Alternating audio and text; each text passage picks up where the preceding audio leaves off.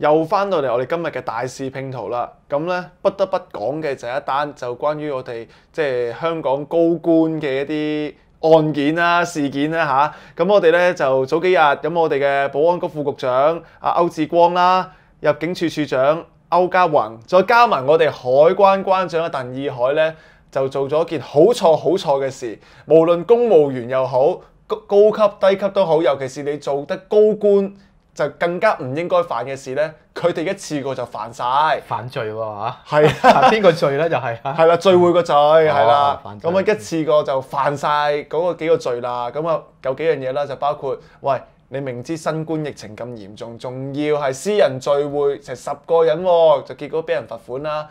同場加映咧就唔好彩地，就同某企業嘅高層咧就話佢懷疑犯上強姦案，有調查當中又同個懷疑嘅犯人咧就食飯喎。咁第三樣嘢啦，亦都係俾人詬病得好緊要嘅。喂，你做得保安局、入境處加埋海關，仲有高官、首長咁嘅級數，武官啊嚇，而家係啦。喂，你知法犯法喎。你見到鮑魚仲要攆個頭落去食，咁樣就俾人就話佢哋啦。咁宋 Sir 喺你嘅角度嚟講，喂，公務員體制裏面，尤其是紀律部隊犯咗啲咁嘅問題，喺傳統嚟講，即係咪一個應該好大嘅缺失？其實佢哋應該喺呢個公務員系統裏面，佢哋其實需唔需要一啲紀律處分，甚至係內部聆訊呢？應該要點樣處理佢哋呢？嗱。我講公共行政咁多年啦，好多都知道咧，前線公務員即係最初級嗰啲咧，一般咧就廉政公署同埋政府即係有關嘅指引咧都有講嘅，就係話咧，如果你收受嘅禮物超過400蚊嘅就應該咧要通知上級得到批准先得嚇。咁咧就呢啲係前線公務員啦嚇。咁啊今次咧估計佢呢一餐嚟講咧。就閒閒地咧都3-4千㗎啦，咁就一定係如果按翻頭先所講前線公務員嗰個要求咧，就要問一問上級啦，更加要問啦。咁所以佢有冇問過咧？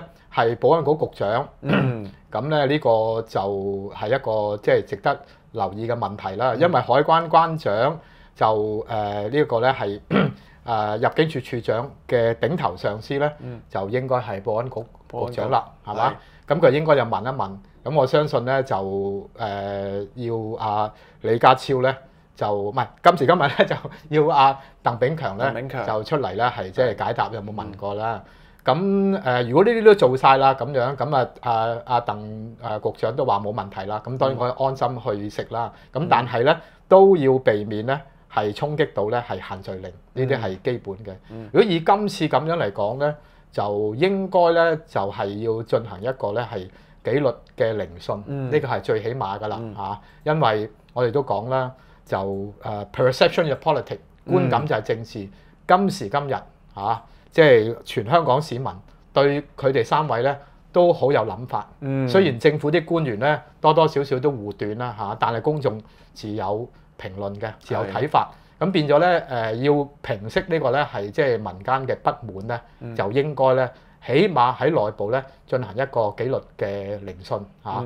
咁我自己亦都覺得咧，就如果係即係可以處理嘅方式有幾樣嘅嚇，咁就發一個咧係即係警告信啦。警告信係。咁嚴重啲嘅嚟講咧，就係即係內部咧就有一定嘅紀律處分啦，紀律處分。咁甚至咧就降職啦，降職、調職啦咁樣。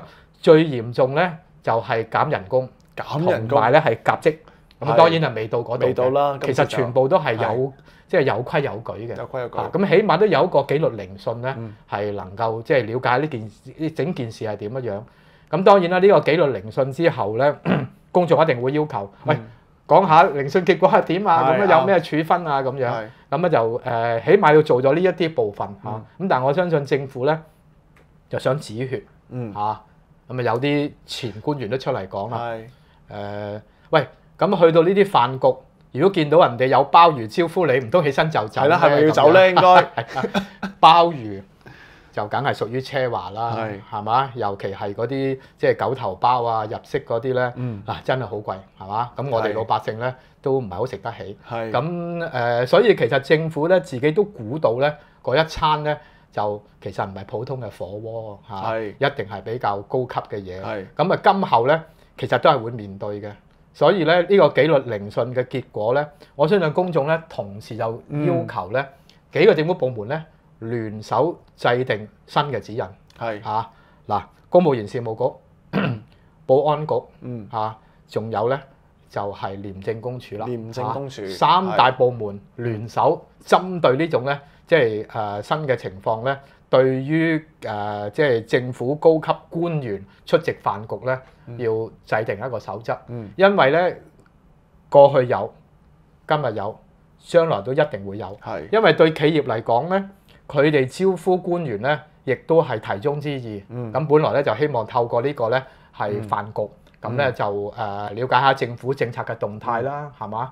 咁咧亦都希望咧就表達下企業一啲嘅關心嘅地方啦，亦都建立一啲咧係即係聯繫嚇。咁呢啲對佢嚟講係好正常嘅。無奈企業咧，特別係大企業，就一定咧係有好多高級嘅宴請，唔通揾個大排檔咩？係揾幾間我哋香港出名嘅快餐店喺嗰度請人咩？係咪？梗係唔會噶嘛。咁所以佢哋就習以為常，就唔覺得係咩問題。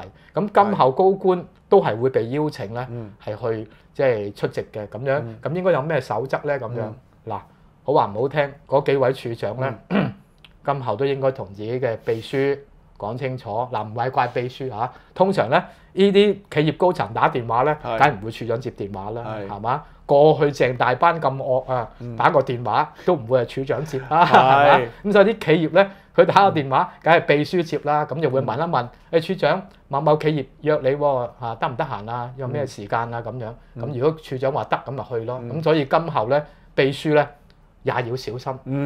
接到呢啲嘅邀請嘅時候咧，順便提一提處長，要留意啲咩嘢，咁咧。就做得好嘅秘書啦，係冇錯所以我覺得所有呢啲嘢都做晒嘅話咧，咁就公眾起碼會覺得咧，咁樣都比較公道、比較合理就唔係好似今日咁咧，希望可以咧就係敷衍就過去，都道咗歉啦，都罰咗款啦，咁樣係嘛？唔好再講啦，咁唔好再講啦，咁樣咁其實就唔得嘅，真係。係，即係因為咧，我諗今次嘅事件裏面咧，最大個問題就係。即係第一啦，梗係限聚令啦，即係你知法犯法呢樣嘢，咁梗係已經係好嚴重啦。我哋市民就守得咁好，係咪先？哇！一到10點就嗱聲走啦，因為餐廳都閂門。阿 Tommy， 我插得少少句，英國嗰個大臣係冇錯，哇！真係就係犯咗嗰個限聚令之後嚟講咧，初唔肯辭職，最尾都辭職，點都要辭職啦。係啊，係大臣啊，冇錯，即係部長。即係香港嚟講叫局長，即係去到咁嘅位置都要辭職。即係雖然即係我哋今次咁講，咁當你罰咗款你就了事啦。咁但係問題就係呢啲事唔係講罰唔罰款嘅問題啊嘛，呢個係講紀律嘅問題啊嘛。紀律就係咩？叫鐵一般嘅紀律嚟㗎嘛。咁你尤其是你係紀律部隊嘅首長喎，咁你更加應該要俾所有公務員甚至係紀律部隊嘅朋友啦，有更加強嘅紀律意識啦。因為啲紀律係你有份去制定，甚至係要執行噶嘛，係咪？你有份監督，但係你自己帶頭知法犯法，即係喺公眾眼中就覺得，哇！你咪會唔會上梁不正係下梁歪咧？即係有咗咁嘅觀感喺度啦。咁呢個最慘啦。咁啊，加上頭先宋 Sir 你都講到啦，高官飯局咧就牽涉好多即係私人大企業嘅老闆啊，嗰啲機構，哇！會唔會有啲叫做咩私相授受啊？衰啲咁講句，會唔會係官商勾結咧？即係呢啲帽子咧，公眾唔明白咧，就好唔結構到入去。所以咧，最緊要都係宋 Sir 你一開始所講，你嘅程序有冇做足？喂，你至少你 send 個 WhatsApp 又好 email 都好，你唔做咪叫你秘書做咯。你可唔可以同你個首長請示一下先？再唔係你咪打個電話後補個電郵咯，係咪？都唔應該唔做呢啲白紙黑字嘅程序嘅。如果呢啲程序做足嘅話，你到公眾問你嘅時候話，唔係嘅，其實我哋都有相關嘅資料係有記錄嘅。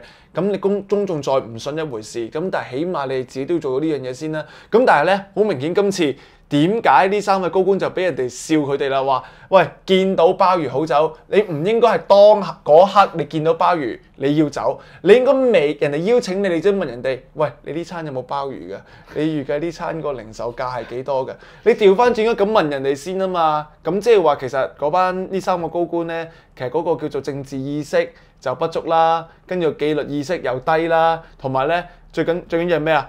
喂，市民都守緊限聚令，你冇即係同我哋同甘共苦、同舟共濟喎。咁你當自己咩？你真係以為你自己高高在上啊？咁唔得噶嘛。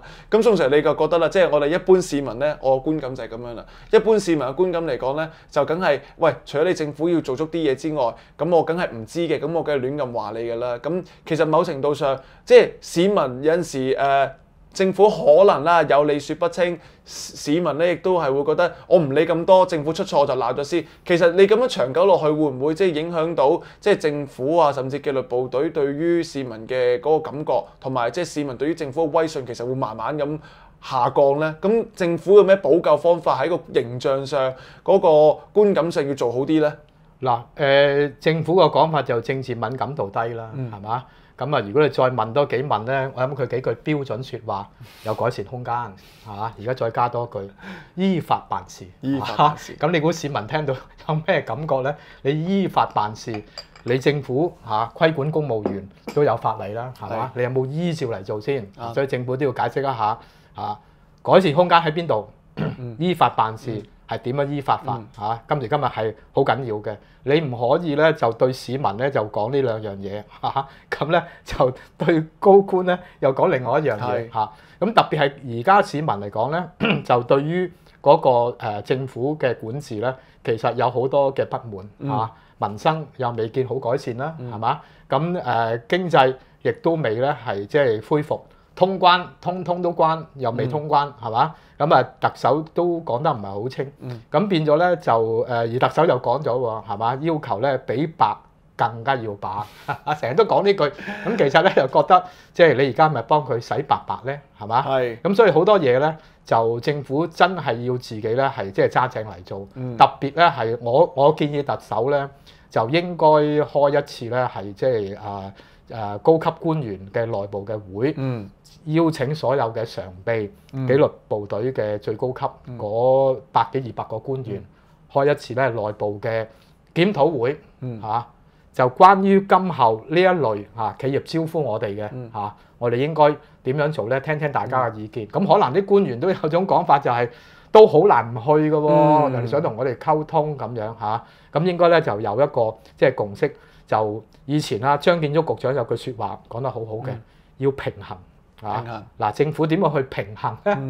公眾嗰個對政府嘅要求咁政府又點樣平衡咧？官員同商界嗰個溝通點樣達到最好咧？咁呢個都其實咧都係幾緊要下嘅。咁所以咧就政府如果做咗呢個內部嘅即係溝通會之後咧，就應該公佈俾市民知，得到嘅結果咧。1、2、3、4、5就咁啦咁市民就可以監察啦嘛。嗱，唔好忘記喎，再加多一句，而家政府咧就準備即係對假新聞謠傳呢啲嘢咧就要立法。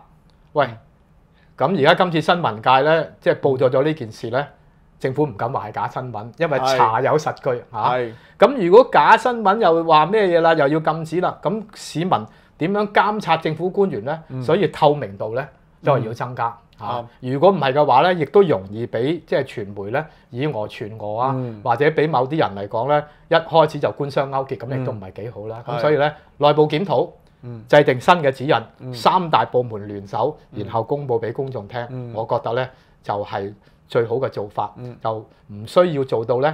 有好多網民都講喎。內地習近平國家主席都已經落晒指示啦，係嘛？各級官員都避免出現呢啲飯局，係嘛？俾人覺得咧係即係豪華奢華就容易咧係即係令到人民咧對政府咧嗰個貪腐咧係多咗諗法。咁香港使唔使引入咧？咁樣嗱，咁政府都需要再諗一諗喎，係嘛？難怪公眾都有咁嘅感覺。即係話咧，其實未必係一啲法律上嘅要求啦，或者係點樣啦，可能就有約章咯。即係始終就係公務員，喂，要知道自己嘅身份，即係公僕嚟㗎嘛。就算高官，你都係公僕，即係又唔係港英時代所謂嗰啲咩高等華人，即係話你唔係高級過普通華人喎，即係你都係即係同一個法律之下。基本法之下，其實你大家所有嘅法律都係要遵守嘅喎。尤其是你高官你擁有咁高嘅權力嘅時間，你要遵守嘅法律啦、紀律咧，其實個要求係更加高嘅。即係其實咧，即係高官又唔好諗住自己咧就係話我高人一等咁，所以有啲嘢我睇唔到啦，唔可以嘅。唔係你企得高咧就睇唔到嘅，你企得高咧你要受高嘅嘢官係對自己要求高，係但係咧就腳要貼地嚇，係要即係屈低個身咧，聽聽市民嘅心聲。冇錯我覺得應該係咁樣。同埋咧，即係同市民有交流啊、諮詢啊，最緊要就係你好被動嘅情況之下，你嘅透明度要高，令到市民揾到相關嘅資料，明白到其實原來都有相關嘅守則要守嘅。當真係發生咗某啲事情嘅時間，咁政府咧都要主動向公眾釋疑，就唔係好似今次咁啦，即係有少少護短啦。學宋 Sir 話齋，即係咁個觀感上咪唔好咯。咁媒體都會大做文章，咁所以咧，即係未來政府嘅形象上面，以至到就係社會人士對於政府嘅管治威信個信任感，其實就好緊要啦。如果未來政府就處理唔好呢個形象工程，3、5、7時有鮑魚啊、魚翅啊、燕窩啊呢啲咁嘅事件咧，就慢慢地發酵去發生嘅話咧，咁就即係對成個特區政府嘅管治威信咧就蕩然無存，就唔好啦。係啦，咁啊希望即係特區政府都要考慮一下啦，改變佢哋嗰個作風啦，同埋即係掌握翻嗰個紀律大權，希望咧所有公務員同埋高官都要遵守。咁我哋今日咧即係大視拼圖時間差唔多啦，即係我哋繼續都會再同大家咧再分析好多有關於香港嘅公共政策啦，同埋政治嘅一啲時弊嘅。咁啊記得即係一定要繼續 keep 住睇我哋香港賣樽研究所嘅大視拼圖啦。咁我哋今日時間差唔多啦，宋 Sir，我哋同觀眾就講聲拜拜啦。拜拜！拜拜！記得繼續睇我哋嘅節目，一定要睇，俾 like 訂閱埋樽，梗有你着數。